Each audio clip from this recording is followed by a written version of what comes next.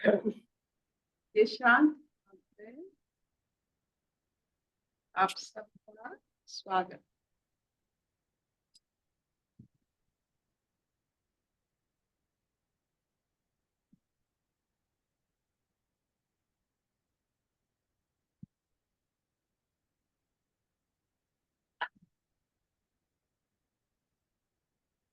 वैशाली जी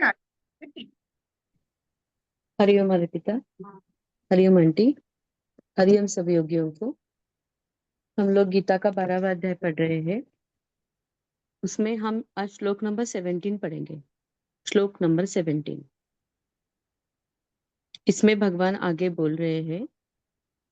श्री भगवान उवाच यो न रिष्यति न द्वेष्टि न शोचति न कांक्षति शुभाशुभ परित्यागी भक्तिमान्यः स मे प्रियः।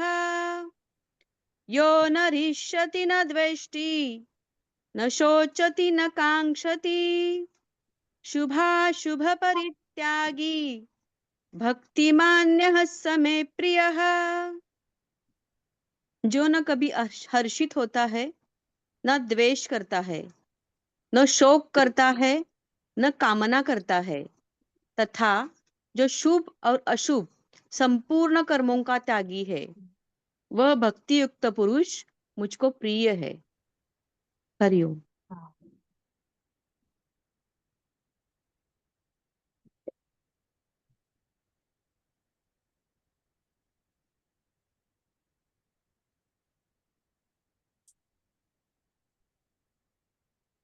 हम बहुत सारे माध्यम से ईश्वर अनुभव करते हैं, सब करते हैं कभी ना कभी जीवन में, हर दिन कभी ना कभी कोई भी पल में जरूर ईश्वर अनुभव होते हैं।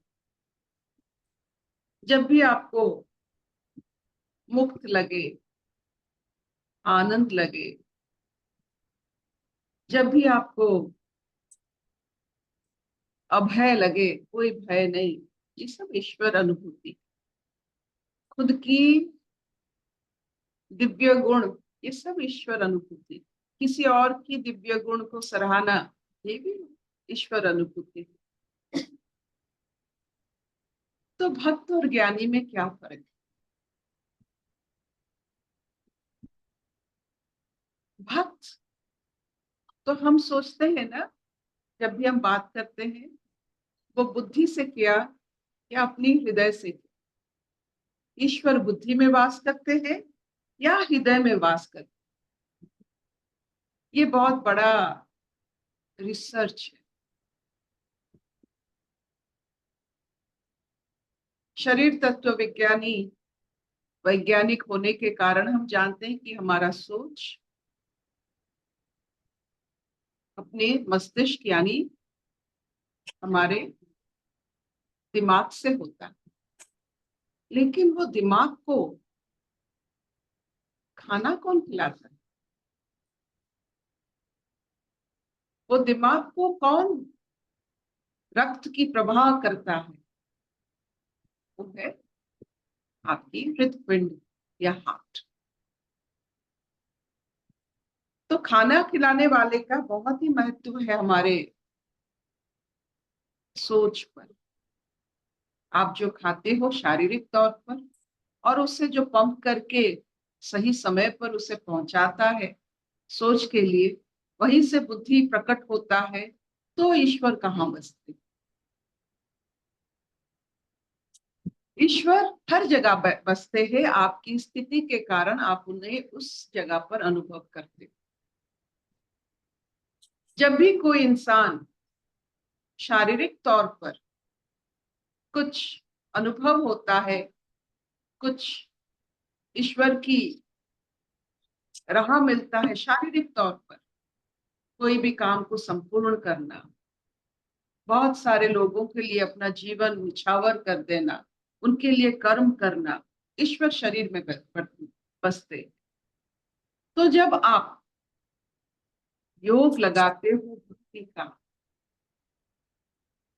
जब बुद्धि की कोई जरूरत नहीं पड़ती, सिर्फ भाव की जरूरत पड़ती, तब हम कहते हैं ईश्वर हमारे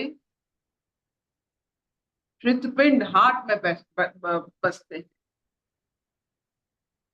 हृदय में बसते हैं।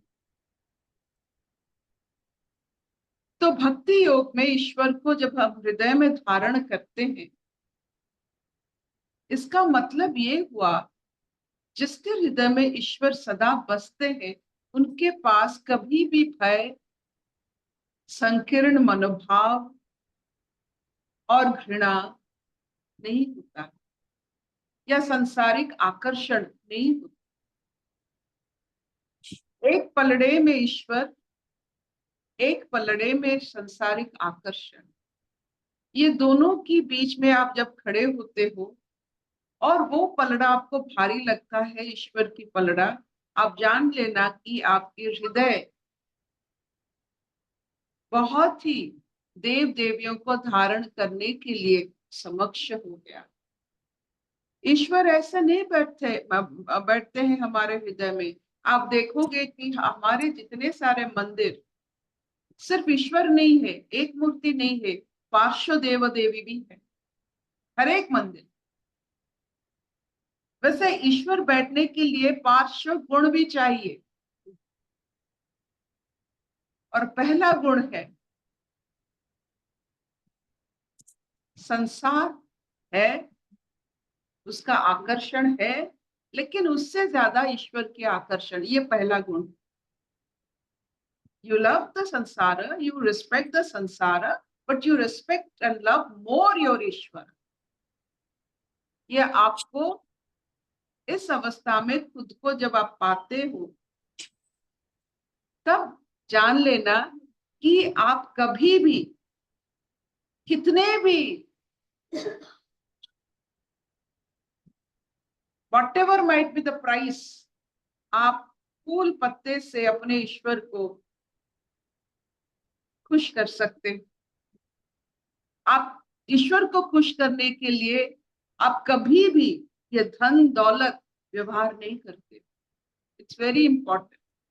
ये सादगी भरा जीवन जिसमें हर कण कण में ईश्वर बैठे हैं, फूल पत्ते जो भी है संसार में, उन्हीं का जो रचना है, उसी से ही आप ईश्वर को, उनका आराधना करते। ये जो मूल सिंपलिसिटी होती है, ये सिंपल पढ़वा लिया भाव जो होता है, जिसके पास होता है, कितने रुपए मिले? उमा आंटी मीट करिए। वो योगी कभी भी इस संसार में स्वर्ग के सिवा और कुछ अनुभव नहीं करेगा। वो कभी भी सत्य युग के सिवा और कुछ अनुभव नहीं करेगा। ये आपकी स्थिति जो आपको युग में बिठाता है, आपकी स्थिति के अनुसार आपका युग चल रहा है। आप कली में हो, क्लेश चल रहा है अपने दिमाग में, आप कली में हो, तो आपकी स्थिति, आपका युग, आपका लोक, आपका सब कुछ आप निर्धारित करोगे। अगर भारी पड़ा तो पलड़ा ईश्वर का।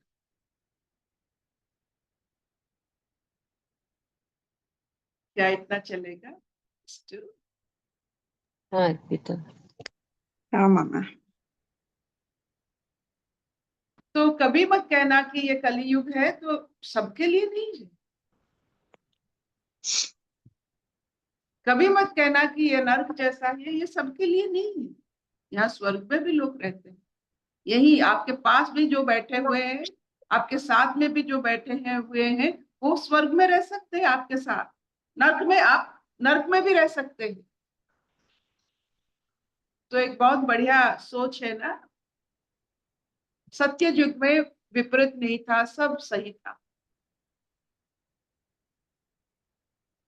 त्रेता युग में क्लेश दूसरे जहां से, मतलब और एक जहां से आता था।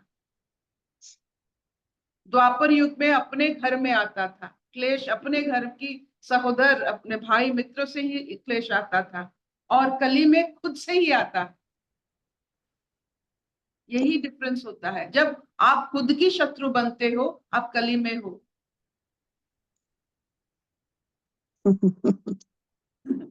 द्वापर में क्लेश कहाँ था, कली कहाँ था? घर में पैदा हुआ, अपने भाइयों के साथ। जब घर में क्लेश रहता है वो द्वापर है। क्लेश है लेकिन श्रीलंका में है, अपने जहां में नहीं है, दूर है, वो त्रेता है। कली नहीं है, वो सत्य।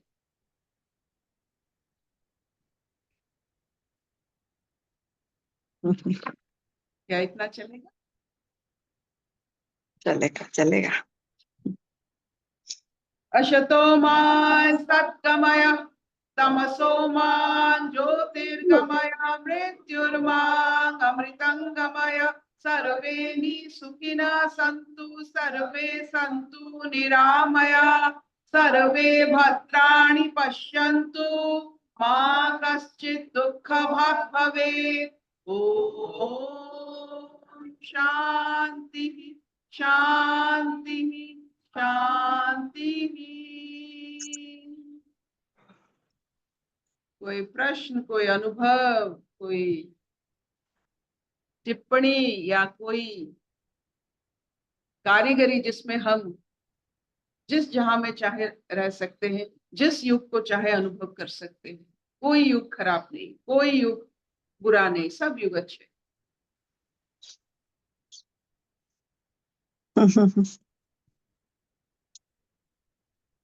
Thank you ma'am, thank you.